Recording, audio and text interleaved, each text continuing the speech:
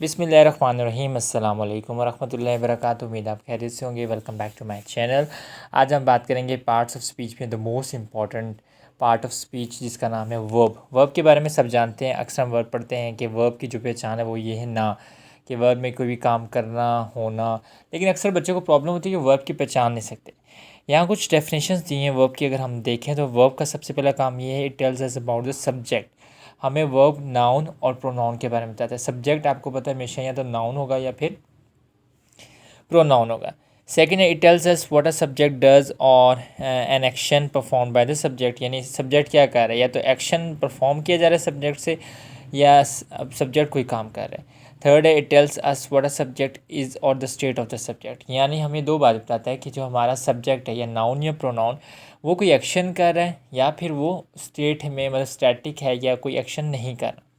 यहाँ first example हमारे पास है, he gave the book to her. यहाँ पे उसने किताब जो है लड़की या उस लड़के को लड़की को दी। तो यहाँ पे हमारे पास जो वर्ब है गेव, यहाँ पे वर्ब कोई एक्शन नहीं कर रहा बल्कि स्टैटिक है, बिल्कुल खड़ा है। ठीक है, तो यहाँ एक्शन नहीं हो रहा। He was given a book by हर, और उसके द्वारा जो बुक दी गई है। ठीक है, तो यहाँ पे जो गिवन है वो एक्शन कर रहे हैं। I have a big house, मेरे पास एक बड़ा हाउस है। तो यहाँ जो हैव है, यहाँ पे हैव मैन वर्ब का काम कर रहे हैं, और मैन वर्ब का जब ये काम कर रहे हैं हैव, तो यहाँ पे कोई भी एक्शन परफॉर्म नहीं हो रहा। तो हम ये कह सकते हैं कि वर्ब जो दो तरह का होता है, एक एक्शन वर्ब होता है और एक स्टैटिक वर्ब होता है। अगर हम एक्शन वर्ब की बात करें तो हमारे पास आ भी चुका है कि based on action and non action verb has been divided into two types. अब वर्ब की दो टाइप्स हैं, एक्शन और नॉन एक्शन पे। एक है हमारे पास स्टैटिक वर्ब जो स्टेट बताती है, जो वर्ब की कोई हालत बताती है, और एक है हमारे पास एक्शन वर्ब जिसमें वर्ब में कोई ना कोई एक्शन कर रहा होता है। स्टैटिक वर्ब की बात करें तो एग्जांपल है, he is an intelligent person I know him. इसमें स्टैटिक वर्ब इज़ और नो है। अब इज़ और नो कोई भी काम नहीं करे, तो दोनों ये क्या है, स्टैटिक वर्ब है, बल्कि ये हालत को बता रहे हैं। नेक्स्ट हमारे पास जो वर्ब की टाइप है अकॉर्डिंग टू एक्शन और नॉन एक्शन, फर्स्ट वन थी हमारे पास स्टैटिक और सेकंड वन है हमारे पास डायनेमिक वर्ब।